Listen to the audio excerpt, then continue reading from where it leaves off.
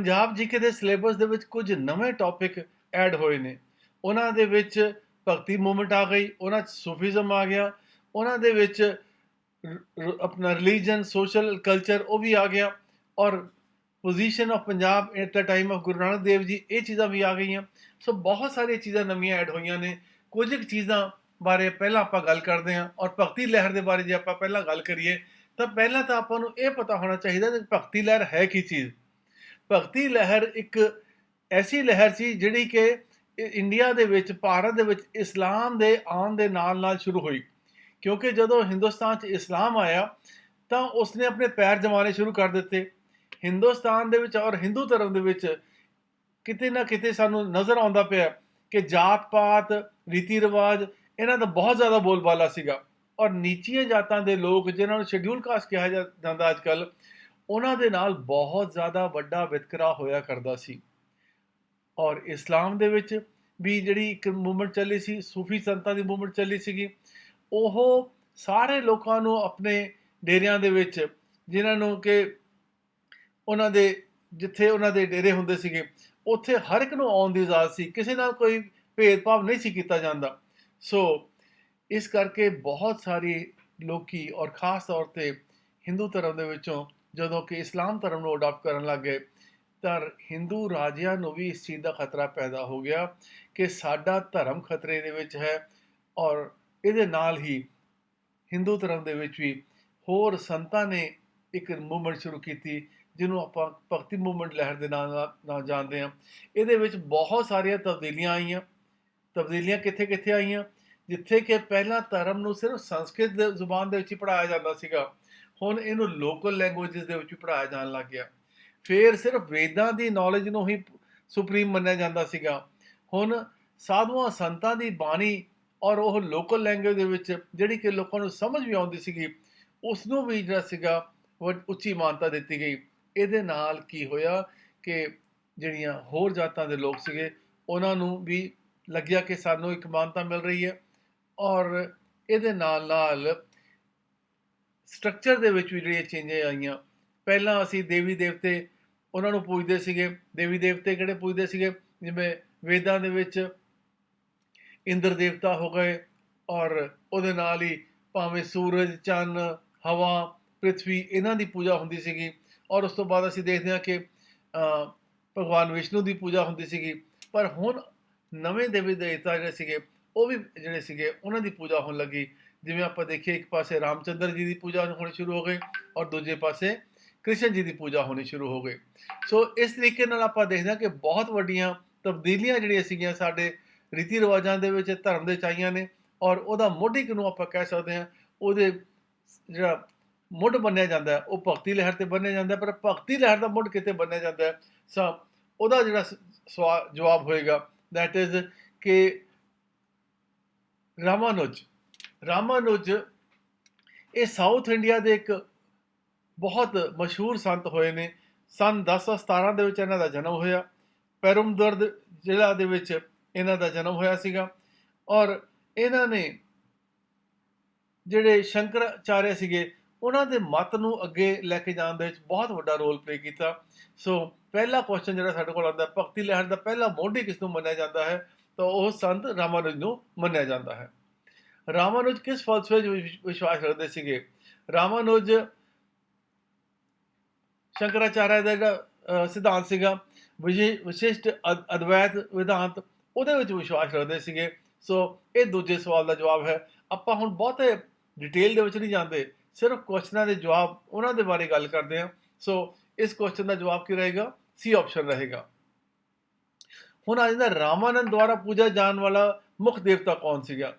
ਜਿਹੜੀ ਆਪਾਂ ਨੇ ਪਹਿਲਾਂ ਗੱਲ ਕੀਤੀ ਹੈ, ਉਹਦੇ ਵਿੱਚ ਸਾਨੂੰ ਯਾਦ ਰੱਖਣਾ ਚਾਹੀਦਾ, ਅਸੀਂ ਗੱਲ ਕੀਤੀ ਹੈ ਰਾਮਾਨੁਜ ਬਾਰੇ ਗੱਲ ਕੀਤੀ ਸੀਗੀ। ਇੱਥੇ ਕਿਹਦੀ ਗੱਲ ਹੋ ਰਹੀ ਹੈ? ਰਾਮਾਨੰਦ ਦੀ ਗੱਲ ਹੋ ਰਹੀ ਹੈ। ਰਾਮਾਨੰਦ, ਇਹਨਾਂ ਨੇ ਨਾਰਥ ਇੰਡੀਆ ਦੇ ਵਿੱਚ ਜਿਹੜੀ ਮੂਵਮੈਂਟ ਹੈ, ਆਪਣੀ ਭਗਤੀ ਮੂਵਮੈਂਟ, ਇਹਦਾ ਮੁੱਢ ਬਣਿਆ ਸੀਗਾ। ਨਾਲ ਵੀ ਆਪਾਂ ਦੇਖਦੇ ਹਾਂ ਕਿ ਇਹਨਾਂ ਦਾ ਜਨਮ ਪ੍ਰਯਾਗ ਦੇ ਵਿੱਚ ਹੋਇਆ ਸੀਗਾ, ਬਨਾਰਸ ਨਹੀਂ ਹੋਇਆ, ਪ੍ਰਯਾਗ, ਇਲਾਹਾਬਾਦ ਜਿਹੜਾ ਕਿ ਆਪਾਂ ਕਹਿੰਦੇ ਹਾਂ ਹੁਣ, ਇਹਨਾਂ ਦਾ ਜਨਮ ਪ੍ਰਯਾਗ ਦੇ ਵਿੱਚ ਹੋਇਆ ਸੀਗਾ। ਔਰ ਇਹਨਾਂ ਦੀ ਜਿਹੜੀ ਵਿੱਦਿਆ ਸੀਗੀ ਉਹ ਇਲਾਹਾਬਾਦ ਜਿਹਨੂੰ ਕਿ ਪ੍ਰਯਾਗ ਕਿਹਾ ਜਾਂਦਾ ਸੀਗਾ ਤੇ ਬਨਾਰਸ ਇੱਥੇ ਹੋਈ ਸੀਗੀ। ਨਾ ਇਹਨਾਂ ਵੱਲੋਂ ਪੂਜਾ ਜਾਣ ਵਾਲਾ ਮੁੱਖ ਦੇਵਤਾ ਕੌਣ ਸੀਗਾ? ਇਹ ਰਾਮਚੰਦਰ ਜੀ ਦੇ ਪੁਜਾਰੀ ਸੀਗੇ। ਇਹਨਾਂ ਨੇ ਵਿਸ਼ਨੂੰ ਦੇਵਤਾ ਦੀ ਪੂਜਾ ਹੁੰਦੀ ਸੀਗੀ। ਇਹਨਾਂ ਨੇ ਵਿਸ਼ਨੂੰ ਦਾ ਹੀ ਅਵਤਾਰ ਕਿਹਾ ਕਿ ਰਾਮਚੰਦਰ ਜੀ ਵਿਸ਼ਨੂੰ ਦਾ ਅਵਤਾਰ ਨੇ, ਔਰ ਰਾਮਚੰਦਰ ਦੀ ਪੂਜਾ ਜਿਹੜੀ ਸੀ ਇਹਨਾਂ ਨੇ ਸ਼ੁਰੂ ਕਰਵਾਈ। ਸੋ ਇਹਨਾਂ ਦੁਆਰਾ ਜਿਹੜਾ ਮੁੱਖ ਦੇਵਤਾ ਕੌਣ ਸੀਗਾ? ਦੈਟ ਇਜ਼ ਰਾਮਚੰਦਰ ਜੀ। ਰਾਮਾਨੰਦ ਨੇ ਇਹਨਾਂ ਵਿੱਚੋਂ ਕਿਸ ਦਾ ਸਖਤ ਵਿਰੋਧ ਕੀਤਾ? ਇਹਨਾਂ ਨੇ ਪਰੰਪਰਾ ਜਾਂ ਰੀਤੀ ਰਿਵਾਜ ਦਾ, ਸੰਸਕ੍ਰਿਤ ਭਾਸ਼ਾ ਦਾ, ਜਾਤ ਪ੍ਰਣਾਲੀ ਦਾ, ਮੂਰਤੀ ਪੂਜਾ ਦਾ। ਸੋ ਇਹਨਾਂ ਨੇ ਨਾ ਮੂਰਤੀ ਪੂਜਾ ਦਾ ਵਿਰੋਧ ਕੀਤਾ, ਨਾ ਜਾਤ ਪ੍ਰਣਾਲੀ ਦਾ ਵਿਰੋਧ ਕੀਤਾ, ਸੰਸਕ੍ਰਿਤ ਭਾਸ਼ਾ ਦਾ ਵੀ ਵਿਰੋਧ ਨਹੀਂ ਕੀਤਾ, ਪਰ ਪਰੰਪਰਾ ਤੇ ਰੀਤੀ ਰਿਵਾਜ ਇਹਦਾ ਇਹਨਾਂ ਨੇ ਕਾਫੀ ਵਿਰੋਧ ਜ਼ਰੂਰ ਕੀਤਾ। ਭਾਵੇਂ ਇਹ ਹਾਲੇ ਵੀ ਕਈ ਜਿਹੜੀਆਂ ਪੁਰਾਣੀਆਂ ਚੀਜ਼ਾਂ ਸੀਗੀਆਂ, ਪੁਰਾਣੇ ਰੀਤੀ ਰਿਵਾਜ ਸੀਗੇ, ਉਹਨਾਂ ਨੂੰ ਮੰਨਦੇ ਸੀਗੇ, ਪਰ ਇਹ ਵੀ ਇੱਕ ਬਹੁਤ ਵੱਡਾ ਬਦਲਾਅ ਸੀ ਕਿ ਇਹਨਾਂ ਦੇ ਭਗਤਾਂ ਦੇ ਵਿੱਚੋਂ ਜੁਲਾਹੇ ਵੀ ਸੀਗੇ, ਮੁਸਲਮਾਨ ਜੁਲਾਹੇ ਵੀ ਸੀਗੇ, ਨਾਈ ਵੀ ਸੀਗੇ, ਮੋਚੀ ਵੀ ਸੀਗੇ, ਔਰ ਨੀਚੇ ਜਾਤਾਂ ਦੇ ਲੋਕ, ਬਹੁਤ ਸਾਰੇ ਨੀਚੇ ਜਾਤਾਂ ਦੇ ਲੋਕ ਵੀ ਸੀਗੇ। ਭਾਵੇਂ ਇਹ ਸਾਰੀਆਂ ਜਾਤਾਂ ਨੂੰ ਬਰਾਬਰ ਨਹੀਂ ਸੀ ਸਮਝਦੇ, ਪਰ ਉਹਨਾਂ ਨੂੰ ਇਹ ਜ਼ਰੂਰ ਅਧਿਕਾਰ ਦਿੱਤਾ ਕਿ ਤੁਸੀਂ ਵੀ ਜਿਹੜਾ ਸੀਗਾ ਉਹ ਆਪਣੇ ਵਿਚਾਰ ਰੱਖ ਸਕਦੇ ਹੋ, ਔਰ ਉਹਨਾਂ ਨੂੰ ਆਪਣੇ ਸ਼ਾਗਿਰਦ ਵੀ ਬਣਾਇਆ, ਚੇਲੇ ਵੀ ਬਣਾਇਆ। ਸੋ ਇਹਦਾ ਜਵਾਬ ਕੀ ਹੋਏਗਾ? ਪਰੰਪਰਾ ਅਤੇ ਰੀਤੀ ਰਿਵਾਜ। ਕਿਸੇ ਦਾ ਸਖਤ ਵਿਰੋਧ ਕੀਤਾ? ਪਰੰਪਰਾ ਅਤੇ ਰੀਤੀ ਰਿਵਾਜ ਦਾ ਸਖਤ ਵਿਰੋਧ ਕੀਤਾ। ਰਾਮਾਨੰਦ ਜੀ ਦੀਆਂ ਸਿੱਖਿਆਵਾਂ ਨੇ ਸੰਸਕ੍ਰਿਤ ਨਾਲੋਂ ਕਿਹੜੀ ਭਾਸ਼ਾ ਨੂੰ ਅੱਗੇ ਵਧਾਉਣ ਵਿੱਚ ਮਹੱਤਵਪੂਰਨ ਭੂਮਿਕਾ ਨਿਭਾਈ? ਸੋ ਆਪਾਂ ਜਾਣਦੇ ਹਾਂ ਕਿ ਪਹਿਲਾਂ ਦੇ ਜਿੰਨੇ ਵੀ ਸਾਧੂ ਸੰਤ ਹੋਏ ਉਹ, ਔਰ ਜਿੰਨੇ ਵੀ ਆਪਣਾ ਲਿਟਰੇਚਰ ਹੈ ਪੁਰਾਣਾ, ਉਹ ਸਾਰਾ ਸੰਸਕ੍ਰਿਤ ਭਾਸ਼ਾ ਦੇ ਵਿੱਚ ਹੈ। ਈਵਨ ਜਦੋਂ ਆਪਾਂ ਸ਼ੰਕਰਾਚਾਰਿਆ ਦੀ ਵੀ ਗੱਲ ਕਰਦੇ ਹਾਂ, ਉਹਨਾਂ ਨੇ ਸੰਸਕ੍ਰਿਤ ਭਾਸ਼ਾ ਨੂੰ ਹੀ ਜ਼ੋਰ ਦਿੱਤਾ, ਪਰ ਰਾਮਾਨੰਦ ਜੀ ਨੇ ਆ ਕੇ ਇਸ ਵਿਚਾਰ ਨੂੰ ਬਦਲਿਆ, ਔਰ ਇਹਨਾਂ ਨੇ ਹਿੰਦੀ ਭਾਸ਼ਾ ਦਾ ਉਪਯੋਗ ਉਹ ਜ਼ਿਆਦਾ ਉਪਯੁਕਤ ਸਮਝਿਆ, ਕਿਉਂਕਿ ਇਹ ਭਾਸ਼ਾ ਆਮ ਲੋਕਾਂ ਦੀ ਭਾਸ਼ਾ ਸੀ, ਲੋਕਾਂ ਨੂੰ ਸਮਝ ਆਉਂਦੀ ਸੀਗੀ, ਜਦੋਂ ਕਿ ਸੰਸਕ੍ਰਿਤ ਭਾਸ਼ਾ ਦੇ ਜਿਹੜੇ ਲਿਖੇ ਸ਼ਲੋਕ ਨੇ ਜਾਂ ਉਹਨਾਂ 'ਚ ਲਿਖੀਆਂ ਬਾਣੀਆਂ ਨੇ ਉਹ ਆਮ ਲੋਕਾਂ ਦੀ ਸਮਝ ਤੋਂ ਪਰੇ ਹੋ ਜਾਂਦੀਆਂ ਨੇ। ਸੋ ਇਹਦਾ ਜਵਾਬ ਕਿਹੜਾ ਹੋਏਗਾ? ਇਹਦਾ ਜਵਾਬ ਹੋਏਗਾ ਹਿੰਦੀ। ਅਗਲਾ ਸਵਾਲ ਦੇਖੀਏ ਆਪਾਂ ਹੈ, ਰਾਮਾਨੰਦ ਜੀ ਅਨੁਸਾਰ ਵੇਦਾਂ ਦਾ ਅਧਿਐਨ ਕਰਨ ਦਾ ਹੱਕ ਕਿਸ ਨੂੰ ਨਹੀਂ ਸੀਗਾ?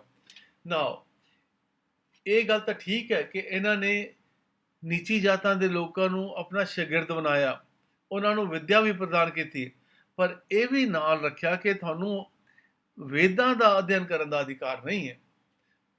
ਸੋ ਆਪਾਂ ਇਸ ਗੱਲ ਨੂੰ ਮੰਨ ਕੇ ਚੱਲੀਏ ਕਿ ਇਹਨਾਂ ਨੇ ਇੱਕ ਕਦਮ ਤਾਂ ਅੱਗੇ ਪੱਟਿਆ, ਪਰ ਉਹ ਕਦਮ ਇੰਨਾ ਕਾਫੀ ਨਹੀਂ ਸੀ ਕਿ ਜਿਹੜੀਆਂ ਨੀਵੀਆਂ ਜਾਤਾਂ ਨੇ ਉਹਨਾਂ ਨੂੰ ਪੂਰੇ ਅਧਿਕਾਰ ਮਿਲ ਜਾਣ। ਈਵਨ ਵੇਦ ਪੜ੍ਹਨ ਦਾ ਅਧਿਕਾਰ ਵੀ ਰਾਮਾਨੰਦ ਜੀ ਨੇ ਨਹੀਂ ਦਿੱਤਾ।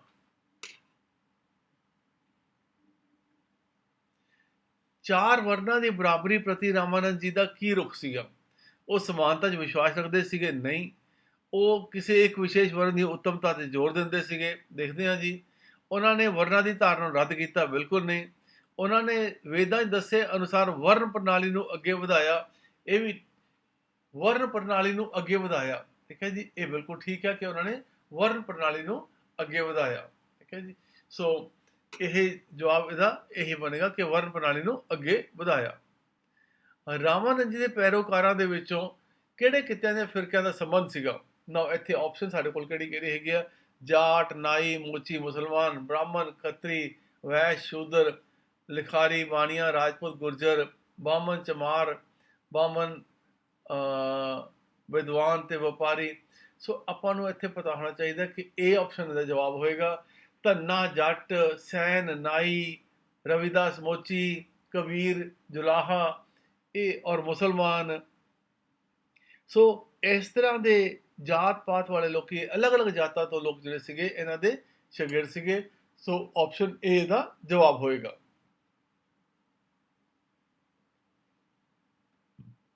ਰਾਮਾਨੰਦ ਜੀ ਦਾ ਚੇਲਾ ਰਵਿਦਾਸ ਕਿਸ ਦਾ ਪੁੱਤਰ ਸੀਗਾ?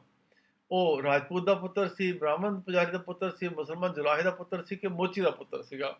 ਸੋ ਰਵਿਦਾਸ ਜੀ ਇਹ ਇੱਕ ਚਮਾਰ ਜਾਤ ਨੂੰ ਬਿਲੋਂਗ ਕਰਦੇ ਸੀ ਤੇ ਮੋਚੀ ਦੇ ਇਹ ਪੁੱਤਰ ਸਨ। ਕਬੀਰ ਜੀ ਕਿਹੜੇ ਦੋ ਧਰਮਾਂ ਵਿਚਲੇ ਪਾੜੇ ਨੂੰ ਪੂਰਾ ਕਰਨ ਵਿੱਚ ਮੋਹਰੀ ਸਨ?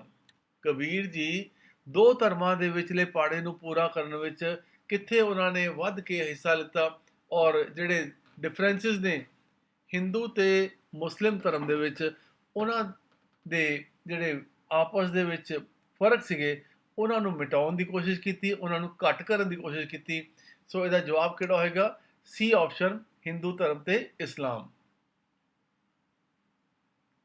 ਕਬੀਰ ਜੀ ਦਾ ਉਦੇਸ਼ ਧਰਮਾਂ ਵਿਚਲੀ ਦੁਸ਼ਮਣੀ ਨੂੰ ਕਿਸ ਆਧਾਰ ਤੇ ਖਤਮ ਕਰਨਾ ਸੀਗਾ? ਗ੍ਰੰਥਾਂ ਦੀ ਗਲਤ ਵਿਆਖਿਆ ਨਹੀਂ, ਅੰਧ ਵਿਸ਼ਵਾਸ ਨਹੀਂ, ਅਗਿਆਨਤਾ ਨਹੀਂ, ਜਾਤ ਪਾਤ ਤੇ ਧਰਮ ਲਿੰਗ ਦੇ ਅਨੁਸਾਰ ਦੇ ਉੱਤੇ ਜਿਹੜੀ ਦੁਸ਼ਮਣੀ ਆਪਸ ਦੇ ਵਿੱਚ ਫੈਲੀ ਹੋਈ ਸੀਗੀ, ਉਹਦੇ ਬੇਸਿਸ ਦੇ ਉੱਤੇ ਜਿਹੜਾ ਸੀਗਾ ਇਸ ਦੁਸ਼ਮਣੀ ਨੂੰ ਖਤਮ ਕਰਨ ਦਾ ਉਹਨਾਂ ਦਾ ਵਿਸ਼ਵਾਸ ਸੀ। ਕਬੀਰ ਜੀ ਕੌਣ ਸੀ? ਇੱਕ ਮਸ਼ਹੂਰ ਸੂਫੀ ਸੰਤ। ਸੂਫੀ ਇਸਲਾਮ ਧਰਮ ਚ ਹੁੰਦੇ ਨੇ, ਸੋ ਕਬੀਰ ਜੀ ਸੂਫੀ ਸੰਤ ਨਾ ਹੋਏ। ਸਿੱਖ ਗੁਰੂ, ਉਸ ਵੇਲੇ ਸਿੱਖ ਧਰਮ ਸ਼ੁਰੂ ਨਹੀਂ ਸੀ ਹੋਇਆ। ਮੁਸਲਮਾਨ ਜੁਲਾਹੇ ਤਾਂ ਸੀਗੇ, ਪਰ ਉਹ ਭਗਤੀ ਲਹਿਰ ਦੇ ਸੰਤ ਆਪਾਂ ਕਹਾਂਗੇ। ਜੇ ਸਾਡੇ ਕੋਲ ਇਹ ਵਾਲਾ ਕੁਐਸਚਨ ਆ ਜਾਂਦਾ ਤਾਂ ਇੱਕ ਮੁਸਲਮਾਨ ਜੁਲਾਹੇ ਦੇ ਪੁੱਤਰ ਸੀਗੇ ਉਹ, ਪਰ ਉਹ ਭਗਤੀ ਲਹਿਰ ਦੇ ਇੱਕ ਵੱਡੇ ਸੰਤ ਸੀਗੇ, ਔਰ ਇਸੇ ਤਰੀਕੇ ਨਾਲ ਉਹਨਾਂ ਦੀ ਮਾਨਤਾ ਹੈ। ਸੋ ਆਪਸ਼ਨ ਬੀ ਇਹਦਾ ਜਵਾਬ ਹੋਏਗਾ। ਕਬੀਰ ਜੀ ਦੀ ਮਾਤਾ ਦਾ ਪਿਛੋਕੜ ਕੀ ਸੀਗਾ? ਇੱਕ ਮੁਸਲਮਾਨ ਰਾਜਕੁਮਾਰੀ ਸੀ, ਇੱਕ ਹਿੰਦੂ ਰਾਣੀ ਸੀ, ਇੱਕ ਈਸਾਈ ਮਿਸ਼ਨਰੀ ਸੀ, ਇੱਕ ਹਿੰਦੂ ਵਿਧਵਾ ਸੀ। ਭਗਤ ਕਬੀਰ ਜੀ ਬਾਰੇ ਕਿਹਾ ਜਾਂਦਾ ਹੈ ਕਿ ਭਗਤ ਕਬੀਰ ਜੀ ਇੱਕ ਵਿਧਵਾ ਔਰਤ ਦੇ ਪੁੱਤਰ ਸੀਗੇ, ਕਿਉਂਕਿ ਵਿਧਵਾ ਔਰਤ ਨੂੰ ਕੋਈ ਸਰੀਰਕ ਸੰਬੰਧ ਰੱਖਣ ਦਾ ਅਧਿਕਾਰ ਨਹੀਂ, ਇਸ ਕਰਕੇ ਪਰ ਉਹਦੇ ਕਿਸੇ ਨਾਲ ਸੰਬੰਧ ਬਣੇ ਹੋਣਗੇ। ਉਹਨੇ ਆਪਣਾ ਨਵ ਜੰਮਿਆ ਪੁੱਤਰ ਉੱਥੇ ਬਨਾਰਸ ਦੇ ਘਾਟ ਦੇ ਉੱਤੇ ਰੱਖ ਦਿੱਤਾ, ਔਰ ਉੱਥੋਂ ਇੱਕ ਜੁਲਾਹੇ, ਮੁਸਲਮਾਨ ਜੁਲਾਹੇ ਨੇ ਉੱਥੋਂ ਚੱਕ ਕੇ ਲੈ ਗਏ ਉਹਨੂੰ, ਔਰ ਉਹਦਾ ਪਾਲਣ ਪੋਸ਼ਣ ਕੀਤਾ। ਸੋ ਕਬੀਰ ਜੀ ਦਾ ਪਾਲਣ ਪੋਸ਼ਣ ਇੱਕ ਮੁਸਲਮਾਨ ਜੁਲਾਹੇ ਨੇ ਕੀਤਾ। ਇਸ ਤਰੀਕੇ ਨਾਲ ਆਪਾਂ ਕਹਿ ਸਕਦੇ ਹਾਂ ਕਿ ਮਾਤਾ ਦਾ ਪਿਛੋਕੜ ਕੀ ਸੀ? ਉਹ ਇੱਕ ਹਿੰਦੂ ਵਿਧਵਾ ਸੀ। ਕਬੀਰ ਜੀ ਦੀਆਂ ਸਿੱਖਿਆਵਾਂ ਨੂੰ ਕਿਸ ਨੇ ਪ੍ਰਭਾਵਿਤ ਕੀਤਾ? ਸੋ ਉਹਨਾਂ ਦੇ ਪਿਤਾ ਜੋ ਇੱਕ ਅਧਿਆਤਮਕ ਗੁਰੂ ਸੀਗੇ, ਬਿਲਕੁਲ ਨਹੀਂ, ਇਹ ਜਵਾਬ ਨਹੀਂ ਹੈਗਾ ਜੀ। ਇਹ ਸਿੱਖ ਗੁਰੂ ਨਾਨਕ ਦੇਵ ਜੀ, ਇਹ ਤਾਂ ਬਾਅਦ ਵਿੱਚ ਹੋਏ, ਉਹਨਾਂ ਦੇ ਟਾਈਮ ਤੇ ਨਹੀਂ ਹੋਏ। ਹਿੰਦੂ ਗੁਰੂ ਰਾਮਾਨੁਜ 1017 ਚ ਹੋਏ। ਕਬੀਰ ਜੀ ਤਕਰੀਬਨ 1300, ਅਪਰੋਕਸੀਮੇਟਲੀ 1400, ਐਗਜ਼ੈਕਟ ਡੇਟ ਤਾਂ ਕੋਈ ਨਹੀਂ ਪਤਾ, ਪਰ ਰਾਮਾਨੁਜ ਅਲੱਗ ਟਾਈਮ ਦੇ ਉੱਤੇ ਹੋਏ ਨੇ। ਇਸ ਕਰਕੇ ਆਪਾਂ ਇਹ ਨਹੀਂ ਕਹਿ ਸਕਦੇ ਕਿ ਉਹਨਾਂ ਦਾ ਪ੍ਰਭਾਵ ਪਿਆ। ਉਹਨਾਂ ਦਾ ਪ੍ਰਭਾਵ, ਉਹ ਚੇਲੇ ਸੀਗੇ ਰਾਮਾਨੰਦ ਦੇ, ਪਰ ਮੁਸਲਮਾਨ ਗੁਰੂ ਜਾਂ ਪੀਰ ਨੀਰੂ ਦਾ ਵੀ ਉਹਨਾਂ ਦੇ ਉੱਤੇ ਕਾਫੀ ਪ੍ਰਭਾਵ ਸੀਗਾ। ਇਸ ਕਰਕੇ ਬੀ ਆਪਸ਼ਨ ਇਹਦਾ ਜਵਾਬ ਬਣਦਾ। ਕਬੀਰ ਜੀ ਦਾ ਰਾਮਾਨੰਦ ਨਾਲ ਕੀ ਰਿਸ਼ਤਾ ਸੀਗੇ? ਉਹ ਰਾਮਾਨੰਦ ਜੀ ਦੇ ਚੇਲੇ ਸੀਗੇ। ਸੋ ਇਹ ਆਪਸ਼ਨ ਇਹਦਾ ਜਵਾਬ ਹੈ। ਕਬੀਰ ਜੀ ਮੂਰਤੀ ਪੂਜਾ ਅਤੇ ਬੇਕਾਰ ਰਸਮਾਂ ਨੂੰ ਕਿਵੇਂ ਦੇਖਦੇ ਸਨ? ਠੀਕ ਹੈ ਜੀ, ਉਹਨਾਂ ਦੀ ਕੋਈ ਰਾਏ ਨਹੀਂ ਸੀਗੀ। ਉਹ ਸੋਚਦੇ ਸੀ ਅਧਿਆਪਕ ਤਰੱਕੀ ਲਈ ਇਹ ਮੂਰਤੀ ਪੂਜਾ ਜ਼ਰੂਰੀ ਹੈ। ਉਹ ਸ਼ਰਧਾ ਦੇ ਸਾਧਨ ਵੱਲੋਂ ਉਹਨਾਂ ਦਾ ਸਮਰਥਨ ਕੀਤਾ ਨਹੀਂ। ਉਹਨਾਂ ਨੇ ਮੂਰਤੀ ਪੂਜਾ ਤੇ ਬੇਕਾਰ ਰਸਮਾਂ ਦਾ ਵਿਰੋਧ ਕੀਤਾ ਅਤੇ ਉਹਨਾਂ ਨੂੰ ਬੇਕਾਰ ਸਮਝਿਆ। ਬੀ ਆਪਸ਼ਨ ਇਹਦਾ ਜਵਾਬ ਹੋਏਗਾ। ਅੰਤਰ ਧਰਮ ਸੰਵਾਦ ਵਿੱਚ ਕਬੀਰ ਜੀ ਦਾ ਕੀ ਯੋਗਦਾਨ ਸੀਗਾ?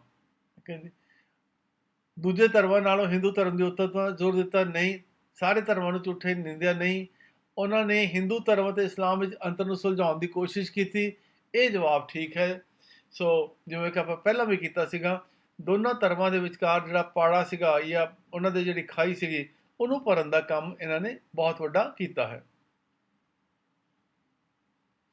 ਧਰਮਾਂ ਵਿਚਕਾਰ ਦੁਸ਼ਮਣੀ ਨੂੰ ਮਿਟਾਉਣ ਬਾਰੇ ਕਬੀਰ ਜੀ ਦਾ ਕੀ ਰੁਖ ਸੀਗਾ? ਹਾਂਜੀ, ਉਹ ਧਰਮਾਂ ਵਿਚਲੀ ਦੁਸ਼ਮਣੀ ਨੂੰ ਮਿਟਾਉਣ ਦੇ ਵਿੱਚ ਵਿਸ਼ਵਾਸ ਰੱਖਦੇ ਸੀਗੇ। ਆਪਾਂ ਪਹਿਲਾਂ ਵੀ ਇਹੀ ਕੁਐਸਚਨ ਕੀਤਾ, ਤਾਂ ਦੁਬਾਰਾ ਨਹੀਂ ਕਰਦੇ ਆਪਾਂ ਇਹ। ਮਹਾਦੇਵ ਤੇ ਮੁਹੰਮਦ ਦੇ ਸੰਬੰਧਾਂ ਬਾਰੇ ਕਬੀਰ ਜੀ ਦੀ ਕੀ ਰਾਏ ਸੀਗੀ? ਉਹਨਾਂ ਦਾ ਕਹਿਣਾ ਸੀਗਾ ਕਿ ਭਾਵੇਂ ਮੁਹੰਮਦ ਹੋਵੇ, ਭਾਵੇਂ ਉਹ ਮਹਾਦੇਵ ਹੋਣ, ਇਹਨਾਂ ਦੋਨਾਂ ਨੂੰ ਅਸੀਂ ਇੱਕ ਨਾ, ਇਹ ਦੋਨੋਂ ਇੱਕੋ ਰੱਬ ਦੇ ਦੋ ਨਾਮ ਹੈਗੇ ਨੇ। ਸੋ ਇਸ ਕਰਕੇ ਉਹਨਾਂ ਦਾ ਜਵਾਬ ਜਿਹੜਾ ਕੀ ਹੋਏਗਾ ਕਿ ਉਹਨਾਂ ਨੂੰ ਵੱਖਰੇ ਵੱਖਰੇ ਨਾਮਾਂ ਵਾਲੇ ਇੱਕੋ ਦੇਵਤਾ ਮੰਨਦੇ ਸੀਗੇ। ਬੀ ਆਪਸ਼ਨ ਦਾ ਜਵਾਬ ਹੋਏਗਾ। ਸੋ ਇੱਥੇ ਟਿਕ ਕਰ ਲਓ ਜੀ, ਬੀ ਆਪਸ਼ਨ ਇਹਨੂੰ ਟਿਕ ਕਰ ਲਓ।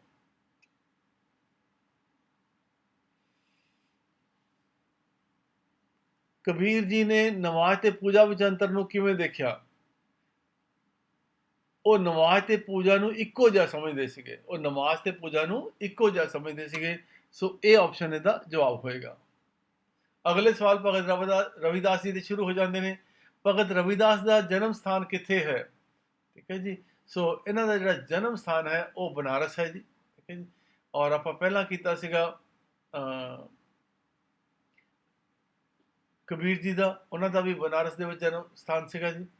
ਔਰ ਭਗਤ ਰਵਿਦਾਸ ਜੀ ਨੇ ਕਿਸ ਚੀਜ਼ ਦਾ ਖੰਡਨ ਕੀਤਾ ਸੀਗਾ? ਉਹਨਾਂ ਨੇ ਮੂਰਤੀ ਪੂਜਾ ਦਾ ਖੰਡਨ ਕੀਤਾ, ਲੰਗਰ ਦਾ ਖੰਡਨ ਕੀਤਾ, ਸਿੱਖਿਆ ਦਾ ਖੰਡਨ ਕੀਤਾ। ਠੀਕ ਹੈ ਜੀ। ਤਪੱਸਿਆ ਦਾ ਖੰਡਨ ਕੀਤਾ। ਕਿਸ ਚੀਜ਼ ਦਾ ਖੰਡਨ ਕੀਤਾ? ਠੀਕ ਹੈ ਜੀ। ਉਹਨਾਂ ਨੇ ਮੂਰਤੀ ਪੂਜਾ ਦਾ ਖੰਡਨ ਕੀਤਾ ਜੀ। ਠੀਕ ਹੈ ਜੀ। ਸਿੱਖਿਆ ਦਾ ਉਹਨਾਂ ਨੇ ਕੋਈ ਖੰਡਨ ਨਹੀਂ ਕੀਤਾ, ਤਪੱਸਿਆ ਦਾ ਖੰਡਨ ਨਹੀਂ ਕੀਤਾ, ਮੂਰਤੀ ਪੂਜਾ ਦਾ ਖੰਡਨ ਕੀਤਾ ਸੀਗਾ। ਸੋ ਜਵਾਬ ਕਿਹੜਾ ਹੋਏਗਾ ਜੀ? ਏ ਆਪਸ਼ਨ। ਭਗਤ ਰਵਿਦਾਸ ਸ਼ਰਧਾ ਨੂੰ ਕਿਸ ਕਿਸਮ ਦੇ ਅਭਿਆਸ ਦੁਆਰਾ ਪ੍ਰਗਟਾਇਆ ਜਾਂਦਾ ਸੀ? ਠੀਕ ਹੈ ਜੀ। ਸ਼ਰਧਾ ਨੂੰ ਕਿਸ ਕਿਸਮ ਦੇ ਅਭਿਆਸ ਦੁਆਰਾ ਪ੍ਰਗਟਾਇਆ ਜਾਂਦਾ ਹੈ? ਠੀਕ ਹੈ ਜੀ, ਜਾਂ ਜਾ ਸਕਦਾ ਹੈ? ਇਹ ਭਗਤ ਰਵਿਦਾਸ ਜੀ ਦਾ ਵਿਚਾਰ ਸੀਗਾ। ਸੋ ਮੂਰਤੀ ਪੂਜਾ ਜਵਾਬ ਨਹੀਂ ਹੋਏਗਾ, ਮੰਤਰ ਪੜ੍ਹਨਾ ਜਵਾਬ ਨਹੀਂ ਹੋਏਗਾ, ਯੋਗ ਅਭਿਆਸ ਨਹੀਂ, ਨਾਮ ਜਪਣਾ, ਕਿ ਰੱਬ ਦਾ ਨਾਮ ਜਪੋ, ਇਹੀ ਜਿਹੜਾ ਸੀਗਾ ਸ਼ਰਧਾ ਦਾ ਸਭ ਤੋਂ ਵੱਡਾ ਇਹ ਅਭਿਆਸ ਹੈ। ਸੋ ਨਾਮ ਜਪਣ ਦਾ ਉਹਨਾਂ ਨੇ ਗੁਰਮੰਤਰ ਦਿੱਤਾ ਸੀ। ਚੈਤन्य ਮਹਾਪ੍ਰਭੂ ਨੇ ਕਿਸ ਸਥਾਨ ਲਈ ਤੀਰਥ ਯਾਤਰਾ ਕੀਤੀ ਸੀਗੀ? ਹਾਂਜੀ, ਵਰਿੰਦਾਵਨ ਵੀ ਕੀਤੀ, ਮਥੁਰਾ ਵੀ ਕੀਤੀ, ਪੂਰੀ ਵੀ ਕੀਤੀ, ਅੰਮ੍ਰਿਤਸਰ ਨਹੀਂ ਕੀਤੀ। ਠੀਕ ਹੈ ਜੀ। ਸੋ ਆਪਸ਼ਨ ਕਿਹੜੀ ਹੋਏਗੀ ਇੱਥੇ? ਇਹ ਕਿ ABC ਆਪਸ਼ਨ ਹੋ ਜਾਏਗੀ ਇੱਥੇ ਇਹ। ਜੇ ਇੱਥੇ ਕੁਐਸਚਨ ਹੁੰਦਾ ਕਿ ਕਿਸ ਸਥਾਨ ਦੀ ਤੀਰਥ ਯਾਤਰਾ ਨਹੀਂ ਕੀਤੀ, ਤਾਂ ਫਿਰ D ਆਪਸ਼ਨ ਜਵਾਬ ਹੋ ਜਾਂਦਾ ਆਪਣਾ। ਸੋ ਇਸ ਹਿਸਾਬ ਦੇ ਨਾਲ ਆਪਾਂ ਦੇਖਦੇ ਹਾਂ ਕਿ ਆਪਾਂ ਸਵਾਲਾਂ ਦੇ ਜਵਾਬ ਦੇ ਸਕਦੇ ਹਾਂ। ਚੈਤन्य ਮਹਾਪ੍ਰਭੂ ਦੇ ਜਨਮ ਸਥਾਨ ਕੀ ਸੀਗਾ? ਚੈਤन्य ਮਹਾਪ੍ਰਭੂ ਇਹ ਬੰਗਾਲ ਦੇ ਵਿੱਚ ਇਹਨਾਂ ਦਾ ਜਨਮ ਹੋਇਆ ਸੀ, ਨਵਦੀਪ ਦੇ ਜ਼ਿਲ੍ਹੇ ਦੇ ਵਿੱਚ ਇਹ। ਸੋ ਬੰਗਾਲ ਦੇ ਵਿੱਚ ਇਹਨਾਂ ਦਾ ਜਨਮ ਹੋਇਆ ਸੀਗਾ। ਸੋ ਇਹਦੇ ਸਪੈਲਿੰਗ ਵੀ ਠੀਕ ਕਰ ਲੈਣਾ ਜੀ, ਬੰਗਾਲ ਹੋਏਗਾ, ਇਹ ਬੰਗਾਲ ਹੋਏਗਾ, ਹੈ ਨਾ। ਸੋ ਸੀ ਆਪਸ਼ਨ ਇਹਦਾ ਜਵਾਬ ਹੈ। ਚੈਤन्य ਮਹਾਪ੍ਰਭੂ ਨੂੰ ਕਿਸ ਪਰਮ ਹਸਤੀ ਵਿੱਚ ਵਿਸ਼ਵਾਸ ਸੀਗਾ? ਇਹ ਕ੍ਰਿਸ਼ਨ ਜੀ ਦੀ ਹਸਤੀ ਵਿੱਚ ਵਿਸ਼ਵਾਸ ਰੱਖਦੇ ਸੀਗੇ। ਆਪਾਂ ਦੇਖਿਆ ਰਾਮਾਨੰਦ ਜੀ ਰਾਮਚੰਦਰ ਜੀ ਦੇ ਵਿੱਚ ਵਿਸ਼ਵਾਸ ਰੱਖਦੇ ਸੀਗੇ, ਪਰ ਚੈਤन्य ਮਹਾਪ੍ਰਭੂ ਇਹ ਕ੍ਰਿਸ਼ਨ ਜੀ ਦੇ ਪੁਜਾਰੀ ਸੀਗੇ। ਖਾਸ ਤੌਰ ਤੇ ਉਹਨਾਂ ਦੀ ਬਾਲ ਲੀਲਾ ਬਾਰੇ ਇਹਨਾਂ ਦੇ ਵਿਸ਼ਵਾਸ ਬਹੁਤ ਜ਼ਿਆਦਾ ਸੀਗਾ। ਸੋ ਇਹ ਕ੍ਰਿਸ਼ਨ ਜੀ ਦੇ ਪੁਜਾਰੀ ਸੀ। ਚੈਤन्य ਮਹਾਪ੍ਰਭੂ ਨੇ ਕਿਸ ਦੁਆਰਾ ਪ੍ਰਮਾਤਮਾ ਦੀ ਮੌਜੂਦਗੀ ਨੂੰ ਮਹਿਸੂਸ ਕੀਤਾ? ਠੀਕ ਹੈ ਜੀ। ਇਹਨਾਂ ਨੇ ਪ੍ਰੇਮ, ਭਗਤੀ, ਗੀਤ ਤੇ ਨ੍ਰਿਤ, ਉਹਦੇ ਵਿੱਚ ਇਹ ਮਹਿਸੂਸ ਕਰਦੇ ਸੀਗੇ, ਰੱਬ ਨੂੰ ਮਹਿਸੂਸ ਕਰਦੇ ਸੀਗੇ। ਸੋ ਚੈਤन्य ਮਹਾਪ੍ਰਭੂ ਪਹਿਲੇ ਸੰਤ ਹੋਏ ਜਿਨ੍ਹਾਂ ਨੇ ਕਿ ਭਜਨ ਤਾਂ ਪਹਿਲੇ ਸ਼ੁਰੂ ਹੋ ਗਏ ਸੀਗੇ, ਪਰ ਉਹਦੇ ਨਾਲ ਨਾਲ ਨ੍ਰਿਤ ਵਾਲਾ ਸਿਸਟਮ ਜਿਹੜਾ ਸੀਗਾ ਉਹ ਵੀ ਇਹਨਾਂ ਨੇ ਸ਼ੁਰੂ ਕੀਤਾ, ਕਿ ਨਾਲ ਤੁਸੀਂ ਇੰਨੇ ਮਗਨ ਹੋ ਜਾਓ ਕਿ ਤੁਸੀਂ ਨਾਲ ਦੀ ਨਾਲ ਭਜਨ ਚੱਲਦੇ ਰਹਿਣ ਤੇ ਨਾਲ ਦੀ ਨਾਲ ਤੁਸੀਂ ਨ੍ਰਿਤ ਕਰਦੇ ਰਹੋ। ਸੋ ਦੈਟ ਮੀਨ ਡਾਂਸ ਕਰਦੇ ਰਹੋ। ਸੋ ਡੀ ਆਪਸ਼ਨ ਇਹਦਾ ਜਵਾਬ ਹੋਏਗਾ। ਚੈਤन्य ਮਹਾਪ੍ਰਭੂ ਦੀ ਪਰਮ ਹਸਤੀ ਵਿੱਚ ਉਹਨਾਂ ਦਾ ਕੀ ਵਿਸ਼ਵਾਸ ਸੀ? ਠੀਕ ਹੈ ਜੀ। ਉਹ ਕੀ ਕਹਿੰਦੇ ਸੀ? ਉਹਨੂੰ ਕ੍ਰਿਸ਼ਨ ਜਾਂ ਹਰੀ ਕਹਿੰਦੇ ਸੀਗੇ। ਬਿਲਕੁਲ ਠੀਕ ਹੈ ਜੀ। ਠੀਕ ਹੈ ਜੀ। ਸੋ ਇਹ ਆਪਸ਼ਨ ਹੀ ਇਹਦਾ ਜਵਾਬ ਹੋਏਗਾ। ਠੀਕ ਹੈ। ਸੋ ਰਾਮਚੰਦਰ ਜੀ ਨਹੀਂ, ਉਹ ਕ੍ਰਿਸ਼ਨ ਜੀ ਦੇ ਪੁਜਾਰੀ ਸੀਗੇ। ਮੀਰਾਬਾਈ ਦਾ ਜਨਮ ਕਿੱਥੇ ਹੋਇਆ? ਮੀਰਾਬਾਈ ਦਾ ਜਨਮ ਰਾਜਸਥਾਨ 'ਚ ਹੋਇਆ ਸੀ, ਮੇਟਾ ਜ਼ਿਲ੍ਹੇ 'ਚ ਹੋਇਆ ਸੀਗਾ। ਸੋ ਇਹ ਸਾਡਾ ਜਵਾਬ ਹੋਏਗਾ। ਮੀਰਾਬਾਈ ਨੇ ਆਪਣੇ ਨਾਲ ਕਿਸ ਦੇ ਛੋਟੇ ਜਿਹੇ ਦੀ ਤਸਵੀਰ ਰੱਖੀ ਸੀਗੀ? ਗਣੇਸ਼ ਜੀ, ਦੁਰਗਾ ਜੀ, ਗਿਰਧਰ ਗੋਪਾਲ ਜੀ, ਕ੍ਰਿਸ਼ਨ ਜੀ। ਠੀਕ ਹੈ ਜੀ। ਸੋ ਇਹਨਾਂ ਨੇ ਕਿਸ ਚੀਜ਼ ਦੀ ਆਪਣੇ ਕੋਲ ਤਸਵੀਰ ਰੱਖੀ ਸੀਗੀ? ਇਹਨਾਂ ਨੇ ਆਪਣੇ ਕੋਲ ਬਾਲ ਗੋਪਾਲ ਦੀ ਸੀਗੀ, ਆਪਣੇ ਕੋਲ ਤਸਵੀਰ ਰੱਖੀ ਸੀਗੀ। ਸੋ ਇਹ ਸਵਾਲ ਸਾਨੂੰ ਪਤਾ ਹੋਣਾ ਚਾਹੀਦਾ ਕਿ ਆਪਣੇ ਨਾਲ ਇਹ ਬਾਲ ਗੋਪਾਲ ਦੀ ਤਸਵੀਰ ਰੱਖਦੇ ਸੀਗੇ।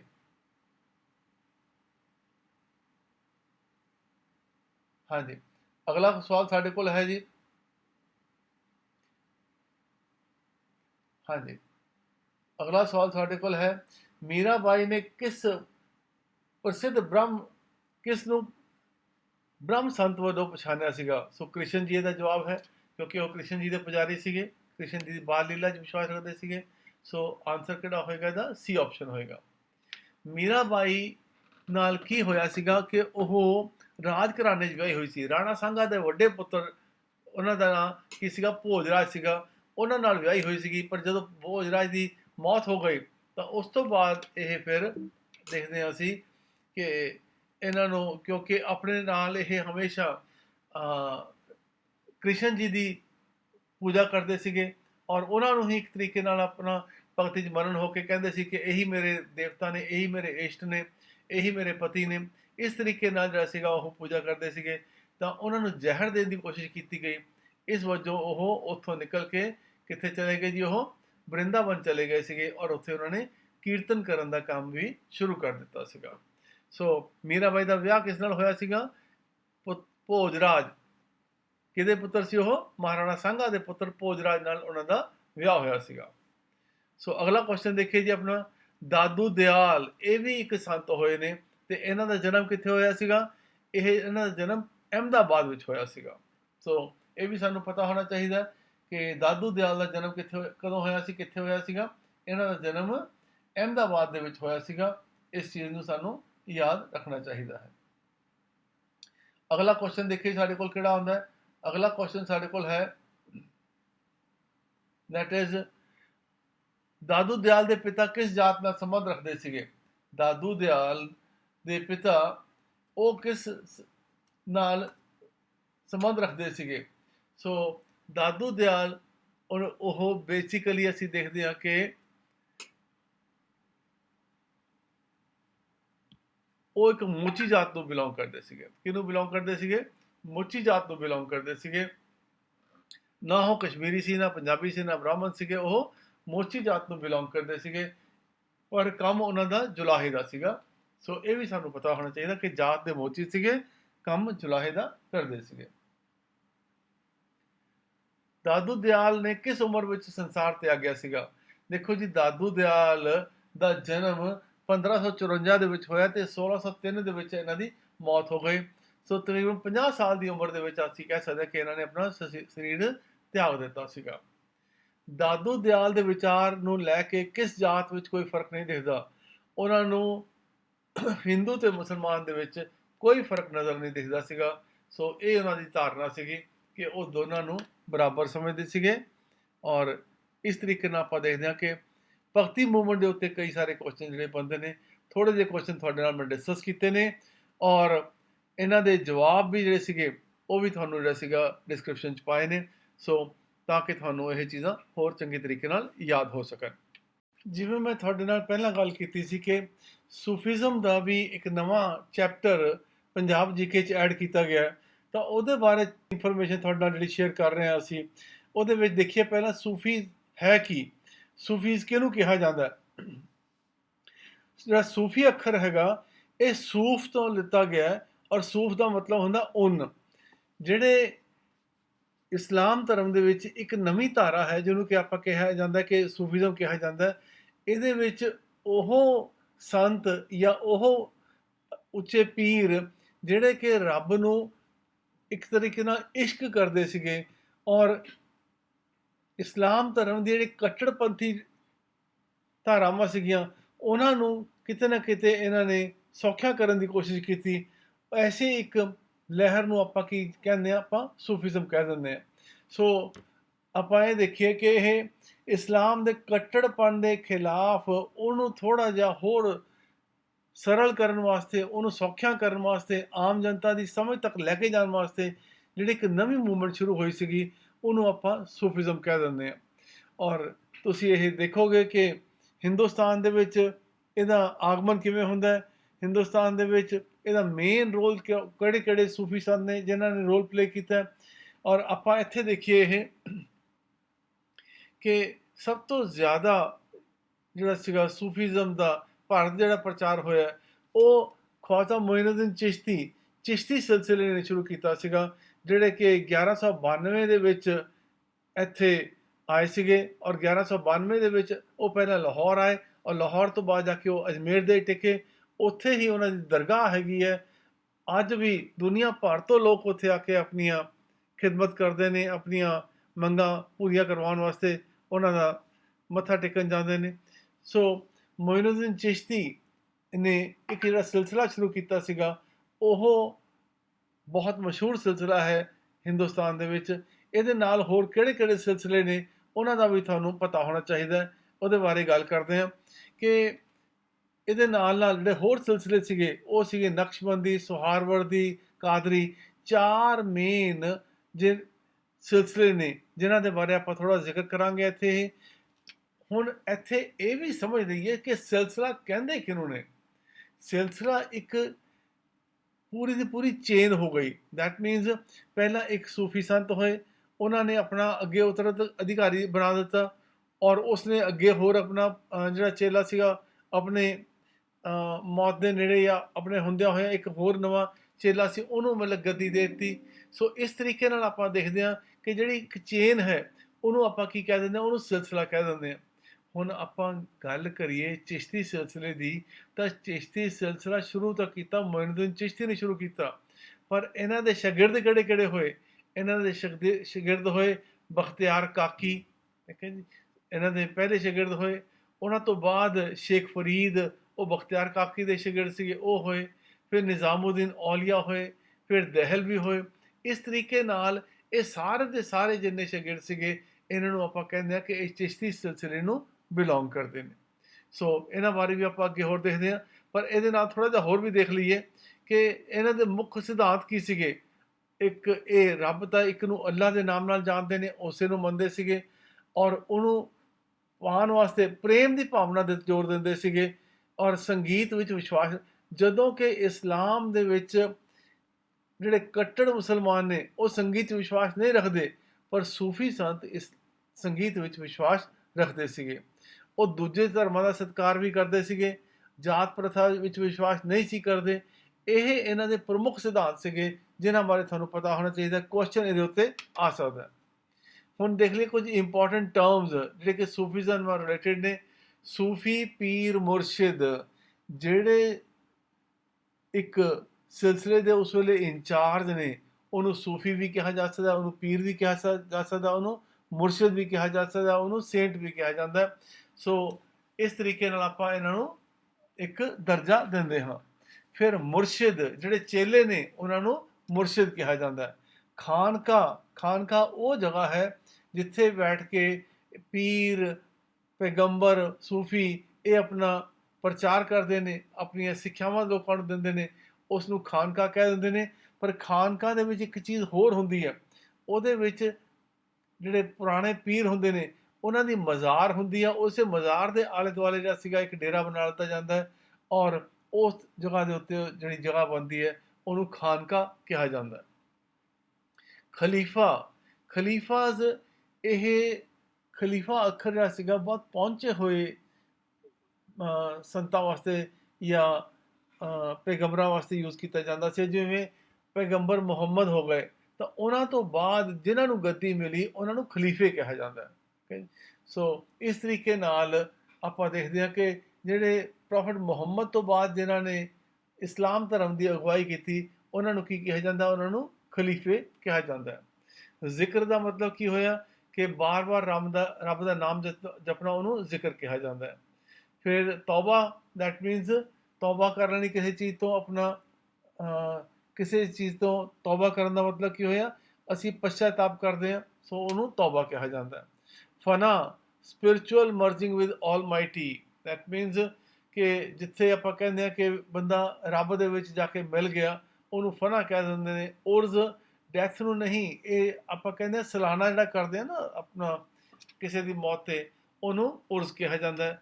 ਸਮਾਂ, ਮਿਊਜ਼ੀਕਲ ਗੈਦਰਿੰਗ, ਕਿ ਜਦੋਂ ਲੋਕ ਇਕੱਠੇ ਹੋ ਕੇ ਉਹ ਸੰਗੀਤ ਦਾ ਇਕੱਠ ਕਰਦੇ ਨੇ, ਉਹਨੂੰ ਫਿਰ ਕੀ ਕਿਹਾ ਜਾਂਦਾ? ਉਹਨੂੰ ਸਮਾਂ ਕਿਹਾ ਜਾਂਦਾ। ਸੋ ਕੁਝ ਟਰਮਸ ਨੇ, ਇਹਨਾਂ ਬਾਰੇ ਤੁਹਾਨੂੰ ਪਤਾ ਹੋਣਾ ਚਾਹੀਦਾ। 4 ਪ੍ਰਸਿੱਧ ਸਿਲਸਿਲੇ ਕਿਹੜੇ ਹੋਏ? ਚਿਸ਼ਤੀ, ਸੁਹਾਰਵਰਦੀ, ਕਾਦਰੀਆ ਤੇ ਨਕਸ਼ਬੰਦੀ। ਚਿਸ਼ਤੀਆਂ ਮੈਂ ਤੁਹਾਨੂੰ ਦੱਸਿਆ ਸੀ 1192 ਦੇ ਵਿੱਚ ਆਇਆ ਸੀਗਾ।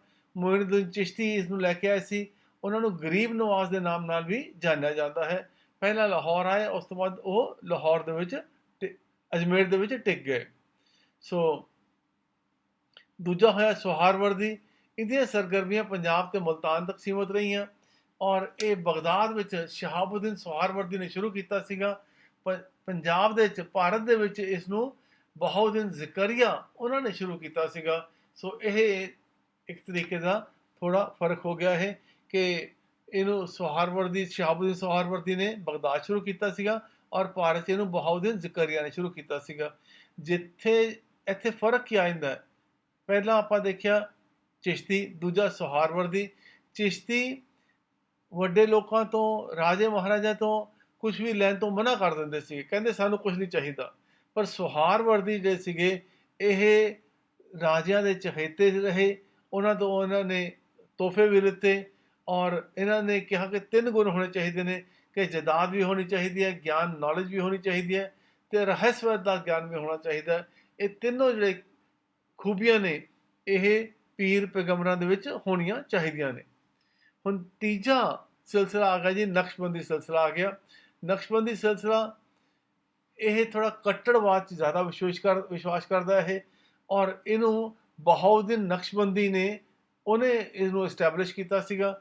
ਉਹਦੇ ਫਿਰ ਅੱਗੇ ਜਿਹੜੇ ਚੇਲੇ ਹੋਏ ਨੇ, ਜਿਵੇਂ ਬਾਕੀ ਬਿੱਲਾ ਹੋ ਗਏ, ਸ਼ੇਖ ਬਾਕੀ ਬਿੱਲਾ ਹੋ ਗਏ, ਸ਼ੇਖ ਅਹਿਮਦ ਸਰਹੰਦੀ ਇਹ ਔਰੰਗਜ਼ੇਬ ਦੇ ਟਾਈਮ ਦੇ ਉੱਤੇ ਅਸੀਂ ਦੇਖਦੇ ਹਾਂ ਕਿ ਸਰਹੰਦ ਉਸ ਵੇਲੇ ਸੂਬਾ ਸਰਕਾਰ ਹੁੰਦੀ ਸੀਗੀ, ਵੱਡਾ ਏਰੀਆ ਹੁੰਦਾ ਸੀ, ਇੱਕ ਤਰ੍ਹਾਂ ਦੀ ਆਪਾਂ ਕਹਿ ਸਕਦੇ ਗੱਦੀ ਨਸ਼ੀਨ ਹੁੰਦੀ ਸੀ ਉੱਥੇ।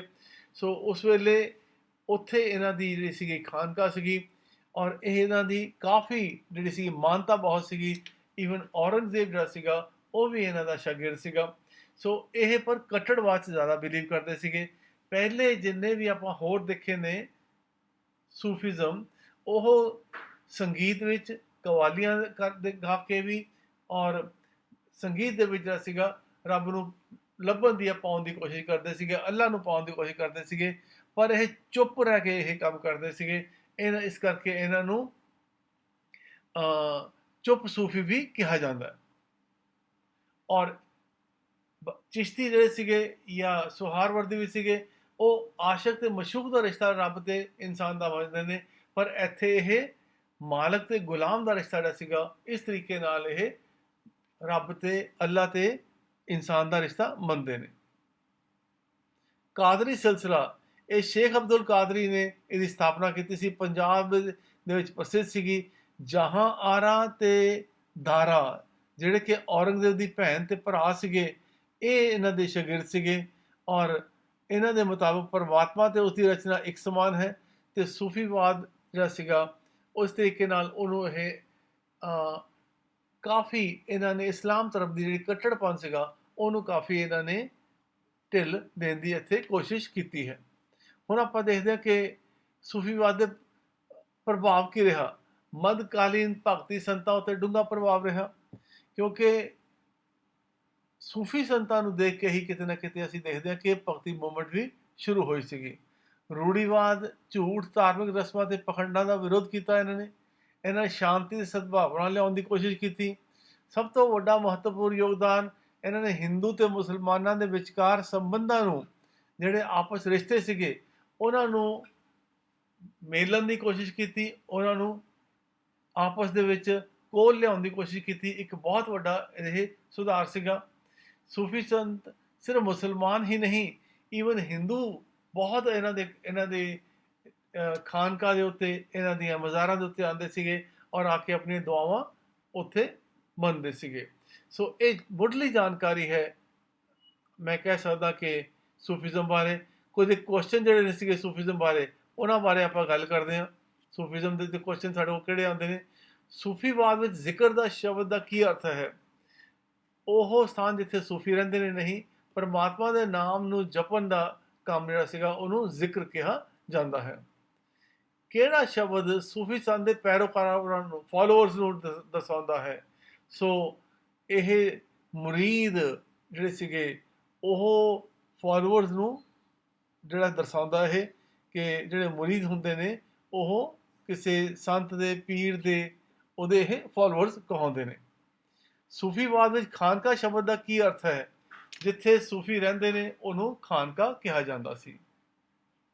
ਸੂਫੀਵਾਦ ਵਿੱਚ ਫਨਾ ਸ਼ਬਦ ਦਾ ਕੀ ਅਰਥ ਹੈ। ਪਰਮਾਤਮਾ ਸਰਵ ਸ਼ਕਤੀਮਾਨ ਨਾਲ ਅਧਿਆਪਕ ਮਿਲਾਪ, ਉਹਨੂੰ ਫਨਾ ਕਿਹਾ ਜਾਂਦਾ ਸੀਗਾ। ਸੋ ਇਹ ਫਨਾ ਦਾ ਮਤਲਬ ਕਿ ਰੱਬ ਦੇ ਨਾਲ ਮਿਲਣ ਨੂੰ ਫਨਾ ਕਿਹਾ ਜਾਂਦਾ ਸੀ। ਸੂਫੀਵਾਦ 'ਚ ਸੰਗੀਤਕ ਇਕੱਠਾਂ ਨੂੰ ਦਰਸਾਉਣ ਲਈ ਕਿਹੜਾ ਸ਼ਬਦ ਵਰਤਿਆ ਜਾਂਦਾ ਸੀਗਾ। ਸਮਾਂ ਆਪਾਂ ਨੇ ਹੁਣੇ ਪਹਿਲਾਂ ਗੱਲ ਕੀਤੀ ਸੀ। ख्वाजा मोइनुद्दीन चिश्ती ने किहड़े सिलसिले की स्थापना की सी? चिश्ती सिलसिले की स्थापना की सी। भारत ਵਿੱਚ ਸੌਹਾਰਵਰਦੀ ਸਿਲਸਿਲੇ ਦੀ ਸਥਾਪਨਾ ਕਿਹਨੇ ਕੀਤੀ ਸੀਗੀ? ਭਾਰਤ ਵਿੱਚ ਜਿਹੜੀ ਬਹਾਉਦੀਨ ਜ਼ਕਰੀਆ, ਉਹਨਾਂ ਨੇ ਭਾਰਤ ਵਿੱਚ ਸਥਾਪਨਾ ਕੀਤੀ ਸੀ। ਸ਼ਹਾਬੂਦੀਨ ਸੌਹਾਰਵਰਦੀ ਨੇ ਬਗਦਾਦ 'ਚ ਕੀਤੀ ਸੀ, ਭਾਰਤ ਵਿੱਚ ਬਹਾਉਦੀਨ ਜ਼ਕਰੀਆ ਨੇ ਕੀਤੀ ਸੀ। ਨਕਸ਼ਬੰਦੀ ਸਿਲਸਿਲੇ ਦਾ ਮੂਲ ਸਿਧਾਂਤ ਕੀ ਸੀਗਾ? ਮੂਲ ਸਿਧਾਂਤ ਨਕਸ਼ਬੰਦੀ ਸੀ ਇਹਨਾਂ ਦਾ ਇਹ। ਠੀਕ ਹੈ ਜੀ, ਇੱਕ ਕੁਐਸਚਨ ਨੂੰ ਛੱਡ ਦਿਓ, ਇਹਦੀ ਆਪਸ਼ਨ ਗਲਤ ਹੋ ਗਏ ਨੇ। ਸੂਫੀਵਾਦ ਵਿੱਚ ਇੱਕ ਵਿਅਕਤੀ ਅਤੇ ਸਰਵ ਸ਼ਕਤੀਮਾਨ ਵਿਚਕਾਰ ਅਧਿਆਤਮਕ ਸੰਬੰਧ ਨੂੰ ਦਰਸਾਉਣ ਲਈ ਕਿਹੜਾ ਸ਼ਬਦ ਵਰਤਿਆ ਜਾਂਦਾ ਸੀਗਾ? ਠੀਕ ਹੈ ਜੀ, ਅਧਿਆਤਮਕ ਸੰਬੰਧ ਨੂੰ ਦਰਸਾਉਣ ਵਾਸਤੇ ਕਿਹੜਾ ਸ਼ਬਦ ਵਰਤਿਆ ਜਾਂਦਾ ਸੀਗਾ? ਉਹ ਸੀਗਾ ਜੀ ਫਨਾ, ਕਿ ਆਪਾਂ ਕਹਿੰਦੇ ਆ ਕਿ ਜਿੱਥੇ ਰੱਬ ਦੇ ਨਾਲ ਮਿਲਨ ਹੋ ਗਿਆ ਉਹ ਫਨਾ ਹੋ ਗਿਆ। ਸੂਫੀਆਂ ਨੇ ਹਿੰਦੂਆਂ ਤੇ ਮੁਸਲਮਾਨਾਂ ਵਿਚਕਾਰ ਏਕਤਾ ਤੇ ਭਾਈਚਾਰਕ ਸਾਂਝ ਨੂੰ ਵਧਾਉਣ ਵਿੱਚ ਕਿਵੇਂ ਯੋਗਦਾਨ ਪਾਇਆ? ਉਹਨਾਂ ਨੇ ਸ਼ਾਂਤੀ ਅਤੇ ਸਦਭਾਵਨਾ ਨੂੰ ਵਧਾਵਾ ਦੇ ਕੇ ਜਿਹੜਾ ਸੀਗਾ ਹਿੰਦੂ ਅਤੇ ਮੁਸਲਮਾਨ ਵਿਚਕਾਰ ਏਕਤਾ ਤੇ ਭਾਈਚਾਰਕ ਸਾਂਝ ਨੂੰ ਵਧਾਉਣ ਦਾ ਯੋਗਦਾਨ ਪਾਇਆ ਸੀ। ਗਰੀਬ ਨਵਾਜ਼ ਕਿਹਨੂੰ ਕਿਹਾ ਜਾਂਦਾ ਸੀਗਾ? ख्वाजा मोइनुद्दीन चिश्ती ਨੂੰ ਗਰੀਬ ਨਵਾਜ਼ ਦੇ ਨਾਮ ਨਾਲ ਜਾਣਿਆ ਜਾਂਦਾ ਸੀ। ਬਗਦਾਦ ਵਿੱਚ ਸ਼ਹਾਬੂਦੀਨ ਡੈਸ਼ ਨੇ ਸੌਹਾਰਵਰਦੀ ਨੇ ਕਿਸ ਸੂਫੀ ਕ੍ਰਮ ਦੀ ਸਥਾਪਨਾ ਕੀਤੀ ਸੀ? ਸੌਹਾਰਵਰਦੀ ਕ੍ਰਮ ਦੀ ਸਥਾਪਨਾ ਕੀਤੀ ਸੀ। ਪੰਜਾਬ ਵਿੱਚ ਕਿਹੜਾ ਸੂਫੀ ਕ੍ਰਮ ਸ਼ੇਖ ਅਬਦੁਲ ਡੈਸ਼ ਦੁਆਰਾ ਸਥਾਪਿਤ ਕੀਤਾ ਗਿਆ ਸੀਗਾ? ਉਹ ਸੀਗਾ ਜੀ ਆਪਣਾ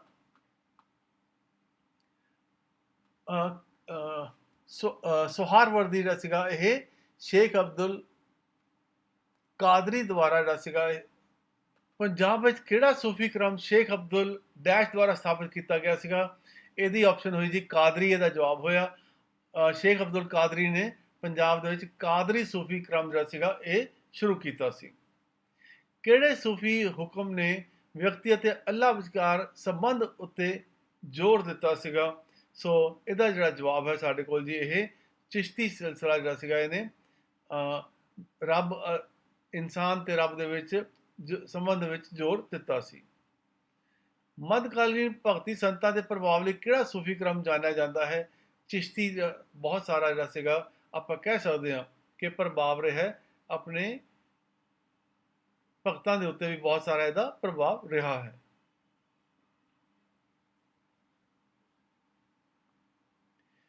ਕਿਹੜੇ ਸੂਫੀ ਸੰਤਾਂ ਨੇ ਕਰਮਕਾਂਡ, ਝੂਠ, ਧਾਰਮਿਕ ਰਸਮਾਂ ਤੇ ਪਖੰਡ ਦਾ ਵਿਰੋਧ ਕੀਤਾ? ਤਕਰੀਬਨ ਸਾਰਿਆਂ ਨੇ ਕੀਤਾ, ਪਰ ਸਭ ਤੋਂ ਪਹਿਲਾਂ ਅਸੀਂ ਕਹਾਂਗੇ ਕਿ ਚਿਸ਼ਤੀਆਂ ਨੇ ਕੀਤਾ ਸੀ। ਹਿੰਦੂਆਂ ਅਤੇ ਮੁਸਲਮਾਨਾਂ ਵਿਚਕਾਰ ਸ਼ਾਂਤੀ ਅਤੇ ਸਦਭਾਵਨਾ ਨੂੰ ਉਤਸ਼ਾਹਿਤ ਕਰਨ ਵਿੱਚ ਕਿਸ ਸੂਫੀ ਆਦੇਸ਼ ਨੇ ਮਹੱਤਵਪੂਰਨ ਭੂਮਿਕਾ ਨਿਭਾਈ? ਇਹਦੇ 'ਚ ਚਿਸ਼ਤੀਆਂ ਦਾ ਇੱਕ ਬਹੁਤ ਵੱਡਾ ਰੋਲ ਆ ਜਾਂਦਾ ਹੈ ਇੱਥੇ।